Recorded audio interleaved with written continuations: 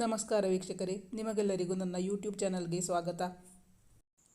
ಆರುವುದೇ ದ್ವೇಷದ ಜ್ವಾಲೆ ಭಾಗ 5.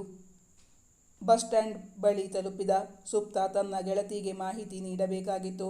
ಅದಕ್ಕೆ ತನ್ನ ಸೆಲ್ ಫೋನ್ ಬಳಸುವಂತಿಲ್ಲವಲ್ಲ. ಅಲ್ಲಿದ್ದ ಮಹಿಳೆಯೊಬ್ಬರ ಬಳಿ ಬಂದು, ಎಕ್ಸ್ಕ್ಯೂಸ್ ಮೀ, ನನ್ನ ಸೆಲ್ ಫೋನ್ ತಗೊಂಡು ಬರೋದು ಮರೆತುಬಿಟ್ಟಿದ್ದೀನಿ. ಅರ್ಜೆಂಟಾಗಿ ಒಂದು ಕಾಲ್ ಮಾಡಬೇಕಾಗಿತ್ತು.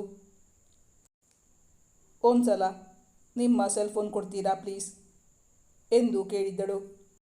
ಸುಪ್ತಾಳನ್ನು ನೋಡಿದರೆ ಶ್ರೀಮಂತ ಮಹಿಳೆಯಂತೆ ಕಾಣುತ್ತಿದ್ದಾಳೆ. ಸೆಲ್ ಫೋನ್ ಇಲ್ಲ ಎಂದರೆ ಆ ಮಹಿಳೆ ಇವಳನ್ನೇ ನೋಡಿದಳು. ನೋಡೋಕೆ ತುಂಬ ಶ್ರೀಮಂತರ ಹುಡುಗಿ ಹಾಗೆ ಕಾಣ್ತಿದ್ದಾಳೆ. ಆದರೆ ಮುಖದಲ್ಲಿ ಮಗುವಿನ ಮುಗ್ಧತೆ ಇನ್ನೂ ಮಾಸಿಲ್ಲ ಎಂದುಕೊಂಡವಳು ತನ್ನ ಸೆಲ್ ಫೋನ್ ತೆಗೆದು ಕೊಟ್ಟಿದ್ದಳು. ತಗೋ, ಕಾಲ್ ಮಾಡು, ಆದರೆ ಬೇಗ ನನಗೆ ಹಿಂದಿರುಗಿಸಿ ಕೊಡಬೇಕು. ನನಗೆ ಬಸ್ ಬರೋ ಟೈಮ್ ಆಯಿತು. ಆಯಿತು, 2 ನಿಮಿಷ, ಥ್ಯಾಂಕ್ ಯು ಎಂದವಳು ಸರಸರನೆ ಗೆಳತಿಯ ನಂಬರ್ ಒತ್ತಿ ಅವಳ ಧ್ವನಿಗಾಗಿ ಕಾತರದಿಂದ ಕಾಯುತ್ತಿದ್ದಳು. ಈಗ ಕವನ ಗೆಳತಿಯ ಕರೆಗಾಗಿಯೇ ಕಾದಿದ್ದವಳು. ಅವಳ ಕಾಲ್ ಕಾಣಿಸುತ್ತಲೇ ಹಲೋ ಎಂದಾಗ ತುಸು ಸಮಾಧಾನವಾಯಿತು ಸುಪ್ತಾಗೆ. ಈಗಲೂ ಅವಳಿಗೆ ನೆಮ್ಮದಿ ಇರಲಿಲ್ಲ. ಆದ್ದರಿಂದ ಯಾರಾದರೂ ತನ್ನನ್ನು ನೋಡುತ್ತಿದ್ದಾರಾ ಎಂದು ಅತ್ತಿತ್ತ ನೋಡಿದಳು. ಕಾವು, ನೀನು ಹೇಳಿದ ಹಾಗೆ ಬಂದಿದ್ದೀನಿ. 330 ಕಿಲೋಮೀಟರ್ಸ್ ಬಸ್ಸಲ್ಲಿ ಟ್ರಾವೆಲ್ ಮಾಡುವ ಬದಲು ಟ್ರೈನ್ ತುಂಬ ಅನುಕೂಲ ಇತ್ತು. ಆದರೂ ನೀನು ಹೇಳಿದೀಯಾ ಅಂದಮೇಲೆ ಏನಾದರೂ ಕಾರಣ ಇದೆ ಅಂತ ಗೊತ್ತಾಯಿತು. ಅದಕ್ಕೆ ನೀನು ಹೇಳಿದಾಗೆ ಇಲ್ಲಿಗೆ ಬಂದುಬಿಟ್ಟಿದ್ದೀನಿ.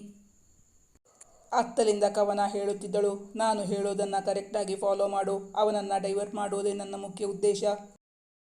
ನಾಯಿ ಅಲ್ದಂಗೆ ಅಲೀಲಿ. ನಿಂಗೆ ಅಷ್ಟು ಟಾರ್ಚರ್ ಕೊಡೋದಕ್ಕೆ ಅವನು ಸ್ವಲ್ಪ ಅನುಭವಿಸಲಿ. ಪಾಪದ ಗೆಳತಿಯನ್ನು ಇನ್ನಿಲ್ಲದಂತೆ ಕಾಡಿಸುತ್ತಿರುವ ಭವಿಷ್ ಮೇಲೆ ಅವಳಿಗೆ ತುಸು ಕೋಪ ಜಾಸ್ತಿಯೇ. ಗೆಳತಿಗೆ ಸಲಹೆ ನೀಡುತ್ತಲೇ ಹೋಗಿದ್ದಳು ಕವನ. ಎಲ್ಲವನ್ನೂ ಕೇಳಿಸುತ್ತಿದ್ದಳು ಸುಪ್ತಾ. ಮತ್ತೆ ನನ್ನ ಸೆಲ್ ಫೋನ್ ಆನ್ ಮಾಡಿದರೆ ಅವರಿಗೆ ನಾನು ಎಲ್ಲಿದ್ದೀನಿ ಅಂತ ಗೊತ್ತಾಗಲ್ವಾ? ಅದರ ಬದಲು ನಾನೇ ಹೋಗಿ ಸಿಕ್ಕಾಕೊಂಡ್ರೆ ನನಗೆ ಸಿಗೋ ಪನಿಷ್ಮೆಂಟ್ ಆದರೂ ಕಡಿಮೆಯಾಗುತ್ತೆ. ಗೆಳತಿಯ ಪ್ಲಾನ್ ಕೇಳಿ ತುಸು ಅಸಮಾಧಾನದಿಂದಲೇ ಸುಪ್ತಾ ಹೇಳಿದಾಗ, ಇಲ್ಲ ಕಣೆ, ನಾನು ಹೇಳಿದ ಹಾಗೆ ಮಾಡು. ಅವರು ಈಗ ರೈಲ್ವೆ ಸ್ಟೇಷನ್ನಲ್ಲಿ ಇರಬಾರ್ದು. ಅದೇ ಕಾರಣಕ್ಕೆ ನಾನು ಈ ಕೆಲಸ ಮಾಡೋಕೆ ಹೇಳಿದ್ದು. ಈಗ ಅವಳೊಬ್ಬಳೇ ತನಗೆ ಸಹಾಯ ಮಾಡಲು ಇರುವವಳು. ಗೆಳತಿ ತುಂಬ ಇಂಟೆಲಿಜೆಂಟ್ ಎಂದು ಗೊತ್ತಿತ್ತು ಸುಪ್ತಾಗೆ. ಹಾಗೆಂದು ಸುಪ್ತಾ ದಡ್ಡಿ ಎಂದೇನೂ ಅಲ್ಲ. ತಾನು ಕಷ್ಟದಲ್ಲಿ ಇರಬೇಕಾದರೆ ತನ್ನ ಸಮಸ್ಯೆಗೆ ಪರಿಹಾರ ಕಂಡುಹಿಡಿಯಲು ಕಷ್ಟವಾಗುತ್ತದೆ. ಅದಕ್ಕೆ ಕಾರಣ ಆತಂಕದಲ್ಲಿರುವಾಗ ಸಾಮಾನ್ಯವಾಗಿ ಮೆದುಳು ಕೆಲಸ ಮಾಡುವುದನ್ನು ನಿಲ್ಲಿಸುತ್ತಿತ್ತು. ಈಗ ಸುಪ್ತಾಗೂ ಆಗಿದ್ದು ಅದುವೇ. ತನ್ನ ಕೈಯಲ್ಲಿದ್ದ ದುಡ್ಡಿನಲ್ಲಿ ಅಗತ್ಯ ಸಾಮಾನುಗಳನ್ನು ಖರೀದಿಸಿಕೊಂಡು ಬಸ್ ಸ್ಟ್ಯಾಂಡಿಗೆ ಬಂದವಳು ಸೆಲ್ ಫೋನನ್ನು ಒಮ್ಮೆ ಆನ್ ಮಾಡಿ ಬಳಿಕ ಗೆಳತಿ ಹೇಳಿದಂತೆಯೇ ಮಾಡಿದಳು. ನೀರಿಗೆ ಇಳಿದಾಗಿದೆ. ಇನ್ನು ಚಳಿಯಾದರೂ ಸರಿ, ಮಳೆಯಾದರೂ ಸರಿ, ಈಸಬೇಕು, ಇದ್ದು ಜಯಿಸಬೇಕು ಎಂಬ ನಿರ್ಧಾರಕ್ಕೆ ಬಂದಳು ಸುಪ್ತಾ. ಇತ್ತ ಅದೇ ಸಮಯದಲ್ಲಿ ರೈಲ್ವೆ ಸ್ಟೇಷನ್ನಲ್ಲಿ ಪೂರ್ತಿ ಹುಡುಕಿದ ಭವಿಷ್. ನಾವು ಬರುವ ಮೊದಲೇ ಅವಳು ಯಾವುದೋ ಟ್ರೈನ್ ಹತ್ತಿ ಹೋಗಿದ್ದಾಳೆ ಅನ್ಸುತ್ತೆ. ಈಗ ತಾನೇ 2 ಟ್ರೈನ್ ಹೋಯಿತು. ಎಲ್ಲೆಲ್ಲಿಗೆ ಹೋಯಿತು ಅಂತ ಕೌಂಟರ್ನಲ್ಲಿ ಹೋಗಿ ವಿಚಾರಿಸ್ಕೊಂಡು ಬಾ. ಸ್ಟೀಫನ್ಗೆ ಸಲಹೆ ಇತ್ತು. ಸೆಲ್ ಫೋನ್ ತೆಗೆದು ನೋಡಿದಾಗ ಅವನ ಒರಟಾದ ಕೆಂಡ ಕಾರುತ್ತಿದ್ದ ಮುಖದಲ್ಲಿ ನಸುನಗು ಮಿಂಚಿತ್ತು. ತಕ್ಷಣವೇ ಸ್ಟೀಫನ್ಗೆ ಕಾಲ್ ಮಾಡಿ, ನೀನು ಎಂಟ್ರೆನ್ಸ್ ಹತ್ರ ಬಾ, ನಾವೀಗಲೇ ಬಸ್ ಸ್ಟ್ಯಾಂಡಿಗೆ ಹೋಗಬೇಕು. ಇಬ್ಬರು ತಡ ಮಾಡದೆ ಬಸ್ ಸ್ಟ್ಯಾಂಡ್ನತ್ತ ಪ್ರಯಾಣ ಬೆಳೆಸಿದರು. ಮನೆಯಿಂದ ತಪ್ಪಿಸಿಕೊಂಡು ಬಂದ ಸುಪ್ತಾ ಭವಿಷ್ನನ್ನು ಸರಿಯಾಗಿ ಆಟವಾಡಿಸಿದ್ದಳು. ಅವನೊಂದಿಗೆ ಕಣ್ಣಾಮುಚ್ಚಲೆ ಆಟವಾಡಿ ಅವನನ್ನು ಅತ್ತ ಕಳಿಸಿ ಇತ್ತ ಬಂದವಳು ಹೊಸಪೇಟೆಗೆ ಹೋಗುತ್ತಿದ್ದ ಟ್ರೈನ್ ಹತ್ತಿದಳು. ಸುಪ್ತಾ ಶಾಪಿಂಗ್ ಮಾಲ್ಗೆ ಹೋಗಿ ಹೊಸ ಡ್ರೆಸ್ ಖರೀದಿಸಿ ತನ್ನ ಬಟ್ಟೆಯನ್ನು ಬದಲಾಯಿಸಿಕೊಂಡಿದ್ದಳು. ಆದ್ದರಿಂದ ದೂರದಿಂದಲೇ ಬಟ್ಟೆಯ ಬಣ್ಣವನ್ನು ಗುರುತಿಸಿ ತನ್ನನ್ನು ಕಂಡುಹಿಡಿಯುವಂತಿಲ್ಲ. ಆದರೂ ಅವಳ ಆತಂಕವೇನೂ ಕಡಿಮೆಯಾಗಿರಲಿಲ್ಲ. ಅವಳು ಪ್ರಯಾಣಿಸುತ್ತಿದ್ದ ಟ್ರೈನ್ ಸುಮಾರು 50-60 ಕಿಲೋಮೀಟರ್ಗಳಷ್ಟು ದೂರ ಹೋಗಿತ್ತೇನೋ. ಆ ರೈಲ್ ನಿಲ್ದಾಣದಲ್ಲಿ ನಿಂತಿದ್ದ ವ್ಯಕ್ತಿಯನ್ನು ಕಂಡು ಅವಳ ಎದೆ ಬಡಿತ 100ರ ಗಡಿ ದಾಟಿತ್ತು. ಅವಳಿಗೆ ತನ್ನ ಕಣ್ಣುಗಳನ್ನು ನಂಬಲು ಸಾಧ್ಯವಾಗುತ್ತಿಲ್ಲ. ಕಾರಣ ಆ ಡೆವಿಲ್. ಅವನು ಇಷ್ಟು ಬೇಗ ಇಲ್ಲಿ. ಅವನನ್ನು ನೋಡುತ್ತಿದ್ದಂತೆಯೇ ಪತರಗುಟ್ಟಿ ಹೋಗಿದ್ದಳು ಹುಡುಗಿ. ಇನ್ನು ಯಾವುದೇ ಕ್ಷಣದಲ್ಲಾದರೂ ಅವನು ಟ್ರೈನ್ ಹತ್ತಿ ಬಂದು ತನ್ನನ್ನು ಎಳೆದುಕೊಂಡು ಹೋಗುವುದು ಗ್ಯಾರಂಟಿ. ಅವಳಿಗೀಗ ಏನು ಮಾಡಬೇಕೆಂದೇ ತೋಚುತ್ತಿಲ್ಲ. ತಾನು ಮತ್ತು ಕವನ ಅವನಿಂದ ತಪ್ಪಿಸಿಕೊಳ್ಳಬೇಕೆಂದು ಇಷ್ಟೆಲ್ಲ ಸರ್ಕಸ್ ಮಾಡಿದರೂ ಮತ್ತೆ ಹುಲಿಯ ಬೋನಿನೊಳಗೆ ಸಿಕ್ಕಿ ಹಾಕಿಕೊಂಡಂತಹ ಜಿಂಕೆಯ ಪರಿಸ್ಥಿತಿಯಾಗಿತ್ತು ಅವಳದು. ಯೋಚಿಸುತ್ತಾ ಸಮಯ ಕಳೆಯುವಂತಿರಲಿಲ್ಲ. ಅವಳು ಎಷ್ಟು ಭಯಪಡುತ್ತಿದ್ದಳೆಂದರೆ ಕೈಕಾಲುಗಳು ನಡುಗುತ್ತಿತ್ತು. ಅವಳ ಮುಖದಲ್ಲಿ ಬೆವರ ಹನಿಗಳು ಶೇಖರಿಸಲ್ಪಡುತ್ತಿದ್ದವು. ಅವಳ ಮುಖದಲ್ಲಿದ್ದ ಸ್ವೇದ ಬಿಂದುಗಳು ಧರೆಗೆ ಉರುಳುತ್ತಿದ್ದರು. ಅದನ್ನು ತೊಡೆದುಕೊಳ್ಳುವತ್ತ ಅವಳಿಗೆ ಲಕ್ಷ್ಯವೇ ಇರಲಿಲ್ಲ. ತನ್ನ ಪಕ್ಕದಲ್ಲಿ ಕುಳಿತಾಕೆಯ ಬಳಿ ಭಯ ಆತಂಕದಿಂದ ನಡುಗುವ ಧ್ವನಿಯಲ್ಲಿಯೇ ಏನೋ ಕೇಳಿದವಳು. ನಡುಗುತ್ತಿದ್ದ ದೇಹವನ್ನು ಸಮತೋಲನಕ್ಕೆ ತರಲು ಸಾಧ್ಯವಾಗುತ್ತಿಲ್ಲ. ಭಯ ಆತಂಕ ಕ್ಷಣ ಕ್ಷಣಕ್ಕೂ ಹೆಚ್ಚಾಗುತ್ತಿದೆ. ಸುಪ್ತ ಕುಳಿತಲ್ಲಿಂದ ಎದ್ದು ಸರಸರನೆ ಹೊರಟು ಹೋಗಿದ್ದಳು. ಅವಳು ಅಲ್ಲಿಂದ ಹೋಗಿ ಒಂದೇ ನಿಮಿಷಕ್ಕೆ ಅವಳಿಗಾಗಿ ತಪಾಸಣೆ ನಡೆದಿತ್ತು. ಈಗಲೂ ಅವಳು ಕೂದಲೆಳೆ ಅಂತರದಲ್ಲಿ ತಪ್ಪಿಸಿಕೊಂಡು ಬಿಟ್ಟಿದ್ದಳು. ಟ್ರೈನ್ ಹತ್ತಿದಾಗ ತಾನು ಸುರಕ್ಷಿತವಾಗಿದ್ದೇನೆ ಎಂದುಕೊಂಡವಳಿಗೆ ಈಗ ಭವಿಷ್ ತನ್ನನ್ನು ಬೆಂಬಿಡದ ಬೇತಾಳದಂತೆ ಅಟ್ಟಿಸಿಕೊಂಡು ಬರುತ್ತಿದ್ದಾನೆ ಎಂದು ಅರಿವಾಗಿ ಇಲ್ಲಿಯೇ ಸೋತು ಅವನಿಗೆ ಶರಣಾಗಲೇ ಎನಿಸಿದ ಕ್ಷಣವಾಗಿತ್ತು ಅದು.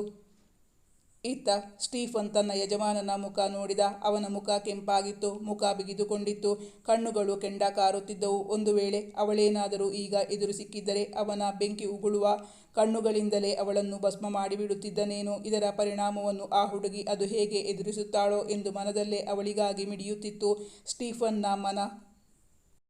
ಅವನಿಗೇನು ಅವಳ ಮೇಲೆ ದ್ವೇಷವಿರಲಿಲ್ಲ, ಆದರೆ ತನ್ನ ಯಜಮಾನ ಹೇಳಿದಂತೆ ನಡೆದುಕೊಳ್ಳಬೇಕಾಗಿತ್ತು.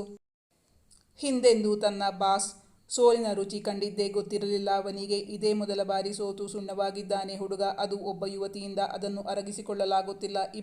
ಅವರಿಬ್ಬರು ಬೆಳಗ್ಗೆ 11:30 ಗಂಟೆಯಿಂದ ಅತ್ತಿತ್ತ ಓಡಾಡಿ ತುಂಬ ಸುಸ್ತಾಗಿದ್ದರು. ಸ್ಟೀಫನ್ಗೆ ತುಂಬ ಹಸಿವಾಗುತ್ತಿತ್ತು, ಬಾಯಾರಿಕೆಯೂ ಆಗುತ್ತಿತ್ತು. ಆದರೆ ಹೇಳಲು ಭಯವಾಗುತ್ತಿತ್ತು. ಒಂದು ವೇಳೆ ಹೇಳಿದರೆ ನೀನು ಒಬ್ಬನೇನಾ ಅಲ್ದಿದ್ದು? ನಾನು ಬೆಳಗಿಂದ ಊಟ ತಿಂಡಿ ನೀರು ಕೂಡ ಸೇವಿಸದೆ ನಾಯಿ ಹಾಗೆ ಅಲೀತಾ ಇಲ್ವಾ? ನಿನ್ನ ಕಣ್ಣಿಗೆ ನಾನು ಹೇಗೆ ಕಾಣಿಸ್ತಾ ಇದ್ದೀನಿ? 3 ಹೊತ್ತು ಹೊಟ್ಟೆ ಬಿರಿಯ ತಿನ್ಕೊಂಡು ಆರಾಮವಾಗಿ ಇರೋ ಥರ ಕಾಣಿಸುತ್ತಾ? ನಂಗಿಲ್ಲದೆ ಇರೋ ಹಸಿವು ಬಾಯಾರಿಕೆ ನಿಂಗೆ ಅದೆಲ್ಲಿಂದ ಬಂತು ಎಂದು ಕೇಳಿದರೆ ಅವನು ಉಸಿರೆತ್ತಲಿಲ್ಲ. ಆಫ್ಟರ್ ಆಲ್ ಒಂದು ಹೆಣ್ಣು ಹುಡುಗಿನ ಹುಡುಕಿ ಹಿಡಿಯೋಕೆ ಸಾಧ್ಯ ಆಗದೆ ಇದ್ದ ಮೇಲೆ ಥೂ, ಎಂಥ ಜನ್ಮ ನಮ್ಮದು. ಮೊದಲ ಬಾರಿ ತನ್ನನ್ನು ತಾನು ಹಳಿದುಕೊಂಡಿದ್ದ ಭವಿಷ್ ತೇಜಸ್ವಿ ಅಗ್ನಿಹೋತ್ರಿ. ಸ್ಟೀಫನ್ನಿಂದ ಯಾವ ಪ್ರತಿಕ್ರಿಯೆಯೂ ಬಂದಿರಲಿಲ್ಲ. ನನಗೆ ಗೊತ್ತಾಯಿತು, ಇವಳ ಬಾಲ ಬಿಚ್ಚೋಕೆ ಯಾರು ಕಾರಣ ಅಂತ. ಆ ಬಾಲವನ್ನು ಕಟ್ ಮಾಡಿದರೆ ಎಲ್ಲ ಸರಿ ಹೋಗುತ್ತೆ. ತುಂಬ ಹಸಿವಾಗಿದೆ. ಇಲ್ಲಿ ಹತ್ತಿರ ಯಾವುದಾದ್ರೂ ಒಳ್ಳೆ ಹೋಟೆಲ್ ಇದ್ದೇ ಹೇಳು, ಅಲ್ಲಿಗೆ ಗಾಡಿ ಓಡಿಸು.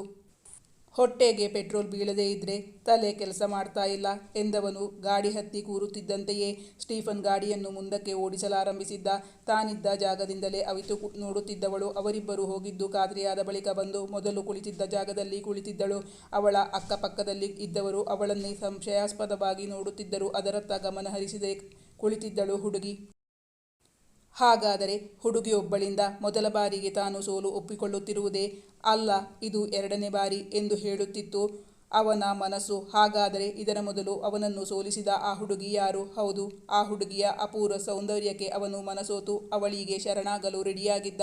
ಹಾಗಾದರೆ ಅವಳಾರು? ಅವಳ ನೆನಪಾಗುತ್ತಲೇ ಬಿಗಿದಿದ್ದ ಅವನ ಮುಖ ತುಸು ಸಡಿಲಿಸಿತು. ಇತ್ತ ಗಾಡಿಯಲ್ಲಿ ಕುಳಿತು ಸಂಚರಿಸುತ್ತಿದ್ದ ಭವಿಷ್ಗೆ ಹಳೆಯ ನೆನಪುಗಳು ಕಾಡತೊಡಗಿದವು.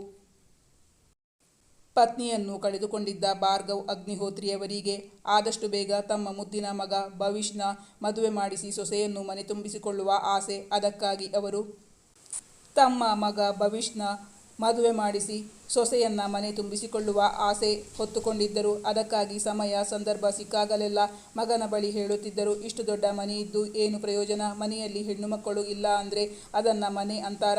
ಅದಕ್ಕೆ ಇರಬೇಕು ಗೃಹಿಣಿ, ಗೃಹ ಮುಚ್ಚತೆ ಅನ್ನೋದು. 1 ವರ್ಷದಿಂದ ನನ್ನ ಮಾತನ್ನು ಗಣನೆಗೆ ಹಾಕ್ತಾ ಇಲ್ಲ ನೀನು. ನೀನು ಯಾರನ್ನಾದರೂ ಪ್ರೀತಿಸ್ತಾ ಇದ್ರೆ ಹೇಳು, ಅವರ ಜೊತೆನೇ ನಿನ್ನ ಮದುವೆ ಮಾಡಿ ಬಿಡ್ತೀನಿ. ಇಲ್ಲಾಂದರೆ ಇನ್ನು 6 ತಿಂಗಳೊಳಗೆ ನಾನು ಹೇಳೋ ಹುಡುಗಿ ಜೊತೆ ನಿನ್ನ ಮದುವೆ ಮಾಡಿಸಿ ಬಿಡ್ತೀನಿ. 2ರಲ್ಲಿ ಒಂದು ಆಯ್ಕೆ ನಿಂಗೆ ಬಿಡ್ತೀನಿ ಎಂದು ತಂದೆ ಹೇಳಿದಾಗ ತಂದೆಯನ್ನು ಛೇಡಿಸುವ ಉದ್ದೇಶದಿಂದ ವಿಶು ಹೇಳಿದ್ದ, ಡ್ಯಾಡಿ, ಮನೆಗೆ ಗೃಹಿಣಿ ತಾನೇ ಬೇಕಾಗಿರೋದು, ಅದಕ್ಕೆ ನಾನೇ ಮದುವೆ ಆಗಬೇಕು ಅಂತ ಏನೂ ಇಲ್ವಲ್ವಾ? ನೀವ್ಯಾಕೆ ಇನ್ನೊಂದು ಮದುವೆ ಆಗೋಕೆ ಟ್ರೈ ಮಾಡಬಾರ್ದು ಎಂದವನು ಕೇಳಿದಾಗ ಭಾರ್ಗವ್ ಅವರು ವಿಶು ಎಂದು ಗಟ್ಟಿಯಾಗಿ ಕಿರುಚಿದ್ದರು. ಭಾರ್ಗವ್ ಅವರಿಗೆ ಮಗನ ಮಾತು ಒಂದು ಚೂರು ರುಚಿಸಿರಲಿಲ್ಲ. ವೀಕ್ಷಕರೇ, ನಿಮ್ಮಲ್ಲಿ ತುಂಬ ಜನ ಈ ಕಥೆಯನ್ನು ಇಷ್ಟಪಟ್ಟು ಕೇಳ್ತಾ ಇದ್ದೀರಾ. ಅದಕ್ಕಾಗಿ ಯೂಟ್ಯೂಬಲ್ಲೂ ಈ ಕಥೆಯನ್ನು ಹಾಕ್ತಾ ಇದ್ದೀನಿ. ಸದ್ಯದಲ್ಲೇ ನಿನ್ನೊಲವಿನ ಆಸರೆಯಲ್ಲಿ ಕಥೆಯನ್ನು ಮುಗಿಸ್ತಾ ಇದ್ದೀನಿ. Thank you for watching.